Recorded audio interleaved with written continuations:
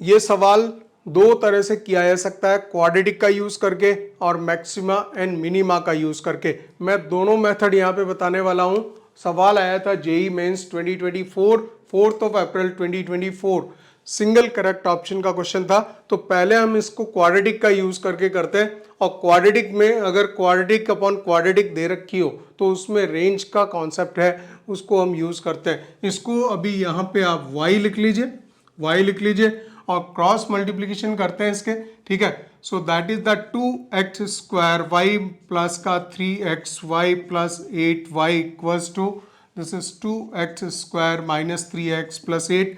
पहले हम क्वाड्रेटिक का यूज करके कर रहे हैं इसको, ठीक है। फिर मैं सेकंड मेथड बताऊंगा जिसमें मैक्सिमा एंड मिनिमा का यूज है। तो आप इसमें एक्स स्क्वायर के कॉफिशिएंट को पहले लिखोगे, this is 2y minus 2 plus x वाले कॉफिशिएंट लिखेंगे 3y प्लस 3 हो जाएगा उधर जाके, ठीक है, और प्लस का 8y माइनस 8 इक्वल टू 0। पूरा क्वाड्रेटिक के फॉर्मेट में लिख लिया। और यहाँ पे गिवन नहीं है, मेमोरी बेस्ड क्वेश्चन है, वो फंक्शन तो रियल फंक्शन ही होता है, x रियल होता है, y रियल होता है, और कंडीशन है कि अगर x रियल है, क्वाड्रेटिक के रूट्स रियल हैं, तो discriminant should be greater than equal to 0। तो यहाँ पे जो d है, d should be greater than equal to 0, तो वो हम लिखने वाले हैं, ठीक है। यहाँ पे लैंग्वेज में नहीं आ रहा लेकिन डेफिनेटली होगा, मेमोरी बेस्ड क्वेश्चन है, ठीक है। तो यहाँ पे बी स्क्वायर लिखेंगे 3y प्लस 3 का whole square, B square minus 4, A की जगह 2y माइनस 2 है और सी की जगह 8y माइनस 8 है। This should be greater than equal to 0 for the real roots, for the real roots, right. तो ये चीज आ गई, ये होल स्क्वायर हो ही चुका है। और यहाँ पे आप देख लीजिए 3y प्लस 3 का होल स्क्वायर हो गया, माइनस अगर इसमें से 8 दूनी 16 चौक 64 बाहर निकल जाएंगे और ये y माइनस 1 बनेगा, ये भी y माइनस बनेगा, तो y माइनस 1 का स्क्वायर बनेगा। फिर तो मैं एक काम क्यों नहीं करूं, इसको 8y माइनस 8 लिख लूँ ना, 8y माइनस 8 का पूरे का होल स्क्वायर लिख देता हूँ, it is greater than equal to 0, right. A square minus B square वाला फॉर्मेट बन गया। तो ये आ जाएगा आपका 3y प्लस 3, ए प्लस बी लिखने जा रहे हैं, ए प्लस बी हो गया ए माइनस बी, ठीक है, A minus B minus 8y plus 8, right, greater than equal to 0। तो 8 3 11y माइनस 5 हो जा रहा है यहाँ पे, और यहाँ है माइनस y और प्लस 11 हो गया ग्रेटर देन इक्वल टू 0, ठीक है। यहाँ पे क्या करते हैं, जो वेरिएबल क्वांटिटी होते हैं उसके कॉफिशिएंट को आपको निकालना पड़ता है। कहने का मतलब -5 यहाँ पे तो लिख सकते हो आप 11, इसको y माइनस 5/11 लिख सकते हैं। कहने वाले 11 बाहर निकाल दिए, इसमें से -5 बाहर निकाले, तो जो -5 बाहर निकाले उसको आपने जब -5 से माइनस से मल्टीप्लाई किया, पॉजिटिव बाहर निकाला, प्रॉब्लम नहीं है, लेकिन नेगेटिव बाहर निकालेंगे तो क्या होगा, साइन ऑफ इनइक्वलिटी चेंज हो जाएगी। तो -5 बाहर निकालने की वजह से ये -11/5 होगा। अब साइन ऑफ इनइक्वलिटी चेंज करेगा, राइट, और ये चेंज करेगा। और नंबर लाइन पे प्लॉट कर लीजिए इनको, ये 5/11 है और 11/5 है, तो 5/11 पहले ही आता है और 11/5 बाद में आता है, ठीक है।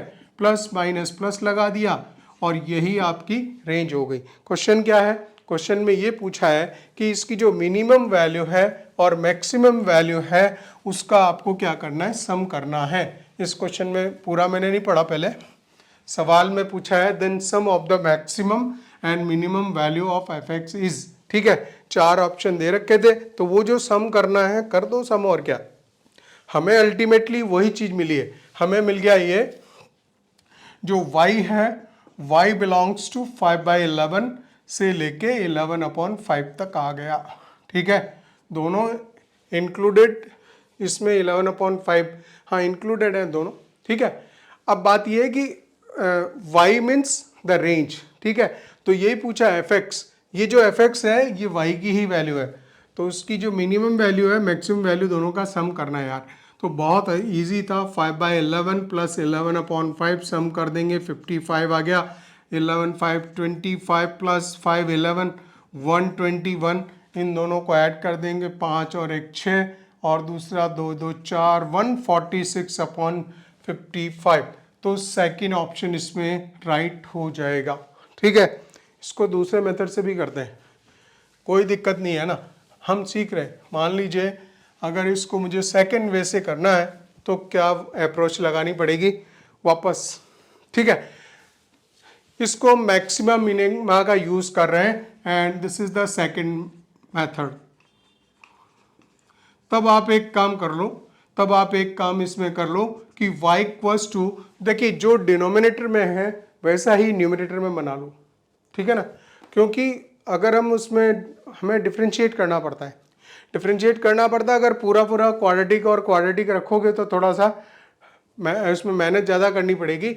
मैं एक काम कर रहा हूँ यहाँ पे, ये देखिए आप कि 2x square plus 3x plus 8 बनाया मैंने और माइनस का 6x लिख लिया, तो अल्टीमेटली तो वही हुआ -3x प्लस 8, और इसको पूरा सेपरेट कर दिया, ठीक है ना।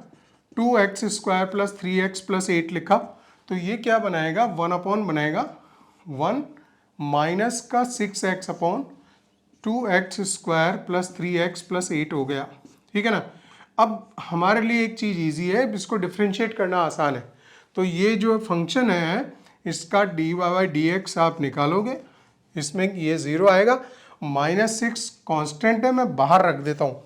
इसको आप लिखते हो 2x square plus 3x plus 8 लिखते हो, ठीक है। और x का आएगा 1 माइनस दूसरी बार x रखेंगे और इसका करेंगे डेरिवेटिव, 4x प्लस 3 आएगा डिवाइडेड बाय जो डिनोमिनेटर में फंक्शन है उसका square v square u by v, formula लगाते हैं ना आप, तो उसका स्क्वायर आ गया, ये चीज़ आ गई।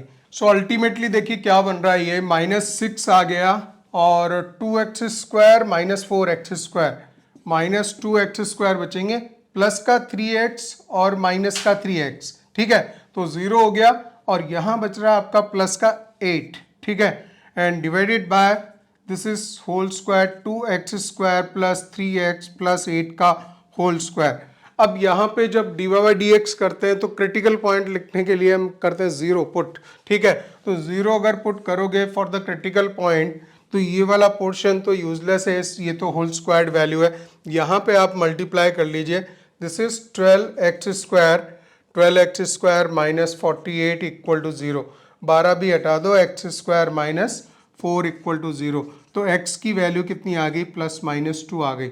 तो कहने मतलब अभी हमें यहाँ कुछ करके तो दिखाना नहीं, किस पे मैक्सिमा है किस पे मिनिमा, 2 पॉइंट्स आए हमारे पास में, तो वो -2 और 2 आए तो इन्हीं को यूज़ करेंगे, फंक्शन में वैल्यू प्लेस करेंगे सीधे सीधे, एक पे मैक्सिमम वैल्यू आएगी एक पे मिनिमम वैल्यू आएगी। हमें मतलब नहीं है कि -2 पे मैक्सिमा आ रहा है कि -2 पे मिनिमा आ रहा है, जो भी आए आपको तो वैल्यू निकाल देनी है, दोनों को ऐड कर देना है, एक पे डेफिनेटली मिनिमम वैल्यू आ रही होगी, दूसरे पे डेफिनेटली मैक्सिमम वैल्यू आ रही होगी, ठीक है ना। तो क्योंकि चेक करके हमें किसी को बताना नहीं है, हम तो सवाल सॉल्व कर रहे हैं, इसमें आप f-2 निकाल लोगे, -2 अगर लिखेंगे तो 4 टू जा 8 -3 टू जा 6 आएगा प्लस 8 डिवाइडेड बाय, यहाँ पे आएगा 4 टू जा 8 8 -6 प्लस 8 आ गया, तो 8 दूनी 16 और 6 22 बटा यहाँ पे 2 8 2 10, कहने का मतलब ये हो गया आपका 11/5, ठीक है। अब दूसरी वैल्यू निकाल दीजिए f2, वैल्यू 2 पे निकाल देंगे, -2 पे और 2 पे, दो ही क्रिटिकल पॉइंट्स है, इन्हीं पे वैल्यू निकाल के काम खत्म, ठीक है ना। तो ये वैल्यू देगा वापस 8 और पॉजिटिव रख रहे हैं तो यहाँ पे -6 आएगा प्लस 8 आएगा, और यहाँ पॉजिटिव रख रहे हैं तो ये भी 8 ही रहने वाला है, पॉजिटिव में ये भी फिर आएगा 3 टू जा 6 प्लस 8, ठीक है, तो ये हो गया 2 8 2 10 10/22 आ गए, तो ये 5 बटे आपके 11 आ गए, दो ही तो वही जो नंबर हमने पिछली बार ऐड किए थे वही दो नंबर आ गए, और दोनों का सम कितना है, दोनों का सम है 146/55। ये मैंने आपको सेकंड मेथड से भी करके दिखा दिया, ठीक है ना। तो अगर 11th में आप हो, 11th में अगर पढ़ाई कर रहे हो तो ये सवाल जेई मेंस का करना है तो क्वाड्रेटिक वाले कॉन्सेप्ट से कर लेंगे, ड्यूरिंग 12th अगर हैं तो उससे कर सकते हैं, आप पे डिपेंड करता है, आपको देखना है कि किस तरह से फास्ट हो जाएगा।